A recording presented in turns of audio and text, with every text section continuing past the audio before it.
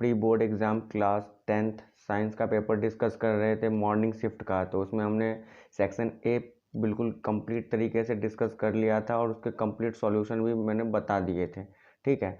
और section B आज इस वीडियो में डिस्कस करने वाले हैं।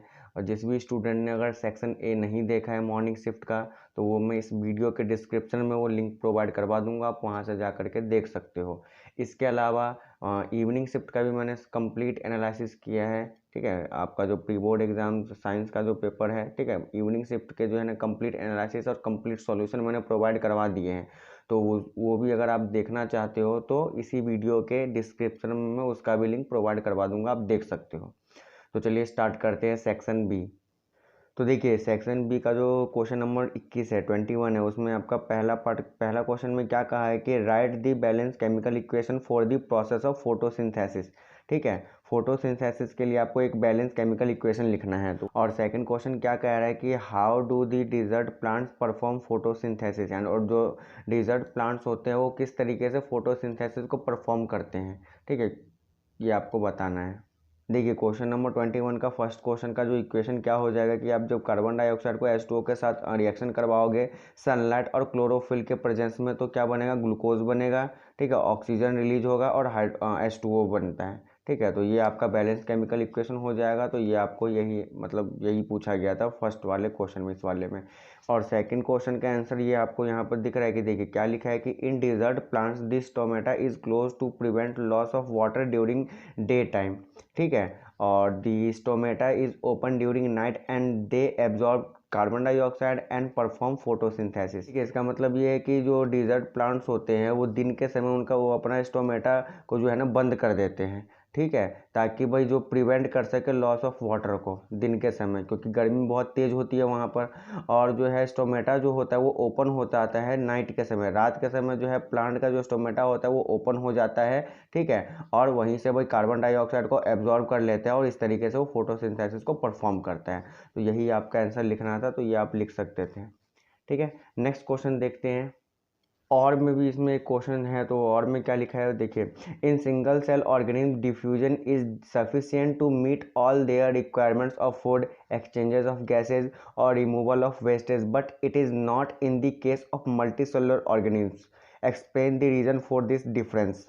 क्वेश्चन में ये कहा गया है कि जो सिंगल सेल ऑर्गेनिज्म होते हैं वे डिफ्यूजन के थ्रू क्या करते हैं, सारे काम करते हैं, जैसे कि फूड का रिक्वायरमेंट यानी खाना खाना हो, ठीक है, गैस का एक्सचेंज करना हो और वेस्टेज रिमूव करना हो अपनी बॉडी से, वो सिंगल मतलब डिफ्यूजन के थ्रू ही करते हैं। जबकि जो मल्टी सेलुलर ऑर्गेनिज्म होते हैं वो डिफ्यूजन के थ्रू नहीं कर सकता एक ही, ठीक है। तो ऐसा मतलब आपको बताना है क्यों नहीं कर सकता या क्या रीज़न हो सकते हैं। तो इसका आंसर आप ये लिख सकते हो कि the process of diffusion is not sufficient to meet all their requirements of food, exchanges of gases और removal of wastage of multi cellular organism like human, ठीक है। भाई जो मल्टी सेलुलर ऑर्गेनिज्म होते हैं वे डिफ्यूजन के थ्रू सारे काम नहीं कर सकते। क्यों नहीं कर सकते, उसका रीज़न ये है, देखिए दो रीज़न यहाँ पर जो मेन रीज़न है वो दो रीज़न ये है कि फर्स्ट रीजन में क्या कहा है कि they have complex body structure, यानी कि जो मल्टी सेलुलर ऑर्गेनिज्म होते हैं उनका बॉडी स्ट्रक्चर बहुत ही ज़्यादा कॉम्प्लेक्स होता है।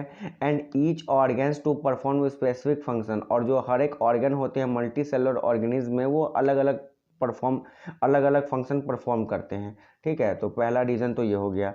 दूसरा रीज़न क्या है कि in multi cellular organism all the cells are not in direct contact with environment, ठीक है। जो मल्टी सेलुलर ऑर्गेनिज्म होते हैं उनमें जितने भी सेल्स होते हैं, चाहे वो सोमेटिक सेल हो या फिर गैमेटिक सेल हो, ठीक है, वह सभी के सभी जो सेल होते हैं वो एनवायरनमेंट के कॉन्टैक्ट में नहीं रहते हैं, ठीक है। इसलिए they can not acquire oxygen from their surrounding, इस यही कारण है कि जो मल्टी सेलुलर ऑर्गेनिज्म होते हैं वो डिफ्यूजन के थ्रू जो है वो सारे काम नहीं कर सकते, ठीक है। तो ये इंपॉर्टेंट क्वेश्चन था, तो इसको आप, ये रहा इसका answer.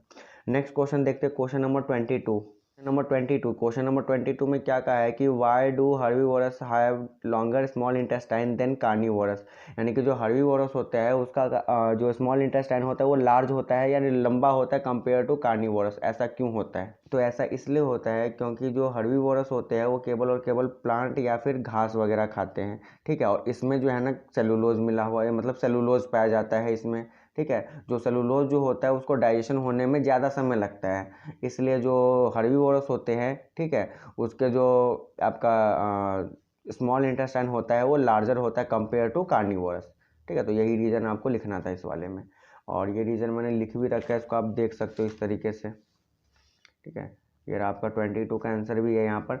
Herbivorous have longer small intestine than carnivores because, ठीक है, herbivores eat only grass which is full of cellulose, जो सेलुलोज से भरा हुआ होता है, and the digestion of cellulose take a long time, और जो सेलुलोज का जो डाइजेशन होता है उसको मतलब ज़्यादा समय चाहिए होता है पचने के लिए। ठीक है, तो इसलिए जो हर्बीवोरस होता है उसका स्मॉल इंटेस्टाइन लार्ज होता है।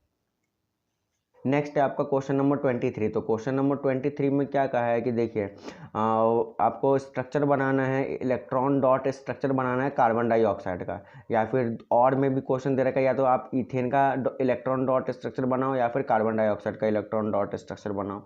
देखिए ये आपका 23 का इलेक्ट्रॉन डॉट स्ट्रक्चर है, पहले तो कार्बन डाइऑक्साइड का CO2 का इलेक्ट्रॉन डॉट स्ट्रक्चर। ये बनाते कैसे, तो देखिए जो आउटर मोस्ट ऑर्बिट में यानी कि कार्बन के आउटर मोस्ट ऑर्बिट में जितने इलेक्ट्रॉन होते हैं उतने इलेक्ट्रॉन यहाँ पे बनाते हैं, और जितनी रिक्वायरमेंट होती है उसको हम शेयरिंग के थ्रू क्या करते हैं, दूसरे एलिमेंट से हम लेते हैं। ठीक है, तो इस तरीके से आपको इलेक्ट्रॉन डॉट स्ट्रक्चर बनेगा। जो आप मैंने यहाँ पर देखिए जो कार्बन है ना, कार्बन को जो है ना, कार्बन के इलेक्ट्रॉन को मैंने क्रॉस से डिनोट किया है। ठीक है, और जो ऑक्सीजन के जो आपके इलेक्ट्रॉन है उसको मैंने डॉट से डिनोट किया है। तो देखिए यहाँ पर जो ऑक्सीजन के आउटर मोस्ट ऑर्बिट में 6 इलेक्ट्रॉन होते हैं, तो मैंने डॉट से 1 2 3 4 5 6 इलेक्ट्रॉन यहाँ पे बना दिए, और कार्बन के आउटर मोस्ट ऑर्बिट में 4 इलेक्ट्रॉन होता है तो उसको मैंने क्रॉस से ये 4 इलेक्ट्रॉन यहाँ पर बना दिए। ठीक है, अब देखिए जो ऑक्सीजन होता है उसको अपने आउटर मोस्ट ऑर्बिट को फुलफिल करने के लिए 2 इलेक्ट्रॉन की रिक्वायरमेंट होती है, तो इस कार्बन से जो है ये 2 इलेक्ट्रॉन ले लेगा ये वाला, और इस तरीके से बॉन्डिंग बना लेगा। सिमिलरली इस कार्बन को भी इस ऑक्सीजन को भी जो है ना 2 इलेक्ट्रॉन चाहिए अपने ऑर्बिट को फुलफिल करने के लिए, तो जो कार्बन के 2 इलेक्ट्रॉन तो इधर चले गए, अब 2 इलेक्ट्रॉन यहाँ से वो शेयरिंग करके अपना बॉन्ड बना लेगा। ठीक है, तो अब मान के चले ऑक्सीजन ने जो है ना 2 इलेक्ट्रॉन से अपना बॉन्ड इधर बना लिया, और इस ऑक्सीजन ने 2 इलेक्ट्रॉन से इधर बॉन्ड बना लिया, तो कार्बन भी क्या करेगा कि इस ऑक्सीजन से 2 इलेक्ट्रॉन ले लेगा और इस ऑक्सीजन से 2 इलेक्ट्रॉन लेकर के अपना भी ऑर्बिट को कंप्लीट फुलफिल कर लेगा। तो इस तरीके से ये क्या हो जाएगा, इलेक्ट्रॉन डॉट स्ट्रक्चर के थ्रू जो है ना कार्बन डाइऑक्साइड जो है कंप्लीट तरीके से क्या हो जाएगा, इसमें कोवलेंट बॉन्ड बना लेगा इस तरीके से। इसी तरीके से आप इथीन का भी जो है ना इलेक्ट्रॉन डॉट स्ट्रक्चर बना सकते हो। तो देखिए इथेन का इलेक्ट्रॉन डॉट स्ट्रक्चर बनाने से पहले आप जो है ना यहाँ पर स्ट्रक्चर बना लो सबसे पहले बॉन्डिंग वाला।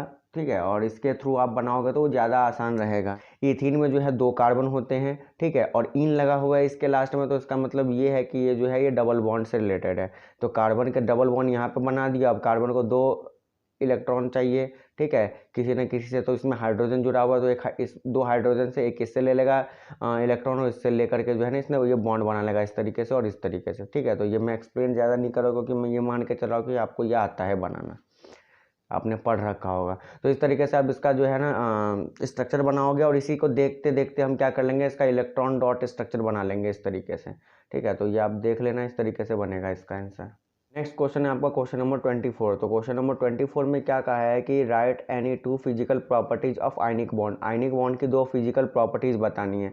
तो 2 फिजिकल प्रॉपर्टीज क्या हो जाएगा, तो देखिए जो आयनिक बॉन्ड होता है ना उसका high melting and boiling point होता है पहली प्रॉपर्टीज, और दूसरी प्रॉपर्टीज आप ये कह सकते हो कि ये जो मेड ऑफ क्रिस्टल्स यानी कि क्रिस्टल के बने हुए होते हैं। इसके अलावा जो आयनिक बॉन्ड होता है वो वेरी स्ट्रॉन्ग बॉन्ड, बहुत ही ज़्यादा स्ट्रॉन्ग बॉन्ड होता है। ठीक है, तो ये आप 2 से 3 प्रॉपर्टीज लिख सकते हो इसमें। नेक्स्ट है आपका क्वेश्चन नंबर 25। तो क्वेश्चन नंबर 25 में जो है ना 2 क्वेश्चन है, 2 पहले क्वेश्चन पढ़ते हैं। तो पहले में क्या कहा है कि why does the sun appear reddish at sunshine, यानी कि सूर्योदय के समय, यानी जब सूर्य निकलता है तो सूर्य जो है वो लाल क्यों दिखाई देता है। तो लाल क्यों दिखाई देता है, तो लाल इसलिए दिखाई देता है क्योंकि स्कैटरिंग ऑफ लाइट के कारण, due to scattering of light. 1 number का क्वेश्चन ये हो जाएगा और 1 नंबर का ये, तो 2 ही नंबर लिखना है, तो केवल आप रीजन लिखो सटीक answer, due to scattering of light के कारण होता है। ठीक है, नेक्स्ट आपका यहाँ पर सेकंड क्वेश्चन में क्या, सेकंड पार्ट में क्या कहा है कि the sky appears dark instead of blue to an astronaut state its reason, यानी कि जो एक अंतरिक्ष यात्री को आकाश नीले रंग के बजाय काला दिखाई देता है, ऐसा क्यों दिखाई देता है। तो देखिए एक अंतरिक्ष यात्री को, ठीक है, आकाश यानी कि स्काई जो है वो ब्लू के बजाय जो है ब्लैक इसलिए दिखाई देता है क्योंकि अंतरिक्ष में, ठीक है, एटमॉस्फेयर नहीं होता। अगर एटमॉस्फेयर नहीं है वहाँ पर तो वहाँ पर स्कैटरिंग ऑफ लाइट नहीं होगा, और स्कैटरिंग ऑफ लाइट नहीं होगा तो वहाँ पर जो है क्या हो जाएगा, जो चीज़ें हैं वो काली ही दिखाई देगी। ठीक है। तो यही रीज़न है कि वहाँ पर आपको सब रीजन में यही लिखना है कि वहाँ पर जो है एटमॉस्फेयर नहीं होता, जिसके कारण वहाँ स्कैटरिंग ऑफ लाइट परफॉर्म नहीं हो पाता है, इसलिए जो एस्ट्रोनॉट को जो है ना आसमान नीले की जगह काला दिखाई देता है। ठीक है, तो ये आपका सेकंड का आंसर हो जाएगा। क्वेश्चन नंबर 25 हो गया। क्वेश्चन नंबर 26 में क्या कहा है, क्वेश्चन देखते हैं। नेक्स्ट है आपका क्वेश्चन नंबर 26। तो क्वेश्चन नंबर 26 में आपको ये सर्किट दिया हुआ है और इस सर्किट को ढंग से ऑब्जर्व करना है और ऑब्जर्व करने के बाद आपको इस सर्किट से करंट की वैल्यू निकालनी है। ठीक है, तो किस तरीके से निकालेंगे चलिए देखते हैं। तो सबसे पहले आपको जो क्वेश्चन में सर्किट दे रखा है वो सर्किट डायग्राम आपको आंसर में बनाओगे तो सर्किट क्या दे रखा है इसमें कि एक रजिस्टर, दो रजिस्टर लगे हुए हैं। ठीक है, तो दो रजिस्टर बना लेते हैं इसमें, और एक सोर्स ऑफ बैटरी लगा हुआ है जिसका जो वैल्यू दे रखा है वो 3 वोल्ट की बैटरी है। तो 3 वोल्ट की बैटरी है और दो रजिस्टर की वैल्यू दे रखा है, एक तो है 10 ओम का और एक आपका 20 ओम का रजिस्टर दे रखा है। ये जो रजिस्टर दिए हुए आपको सर्किट में, ये कनेक्शन जो है इसमें सीरीज कनेक्शन में दे रखा है। तो सीरीज कनेक्शन में जो रजिस्टर की जो टोटल इक्विवेलेंट रजिस्टर हो जाता है वो होता है R1 प्लस का R2। ठीक है, तो R1 प्लस R2 हो जाएगा। तो जब हम इक्विवेलेंट सर्किट बनाएंगे इसका तो ये क्या बन जाएगा, ये बन जाएगा कुछ इस तरीके का, सिंगल रजिस्टर रहेगा इसका, और सोर्स ऑफ बैटरी से कनेक्ट कर देंगे और कनेक्ट करने के बाद जो रजिस्टर हो जाएगा 10 प्लस का 20 यानी कि 30 ओम का ये रजिस्टर हो जाएगा। और जो आपका वोल्टेज जो हो जाएगा वो 3 वोल्ट बैटरी ही रहेगी। ठीक है, तो ये आपका टोटल रेजिस्टेंस आ चुका है, टोटल वोल्टेज दे रखा है, तो यहाँ से आप टोटल करंट इजीली निकाल सकते हो। ठीक है, टोटल करंट इजीली निकाल सकते हो, वो किसके थ्रू निकालोगे तो ओम्स लॉ का यूज करके। ठीक है, तो ओम्स लॉ क्या होता है, V इजिकल टू में IR होता है, जहाँ पर वोल्टेज की वैल्यू 3 वोल्ट लिखनी है और करंट हमें निकालना है और रेजिस्टेंस की वैल्यू हो जाएगा 3 ओम हो जाएगा। ठीक है, जब आप इसको सॉल्व करोगे तो I इजिकल टू में हो जाएगा 3 अपॉन में 30, और जब इसको आप सॉल्व करोगे तो I इजिकल टू में हो जाएगा 1 अपॉन में 10 हो जाएगा, यानी कि 0.1 एम्पियर आ जाएगा। ठीक है, तो जो करंट की वैल्यू आ जाएगी वो कितनी आ जाएगी, 0.1 एम्पियर, और यही आपका सॉल्यूशन है। तो इसी के साथ आपका सेक्शन बी का कंप्लीट, मतलब जितने भी क्वेश्चन थे वो सभी क्वेश्चन मैंने सॉल्व करके बता दिए हैं।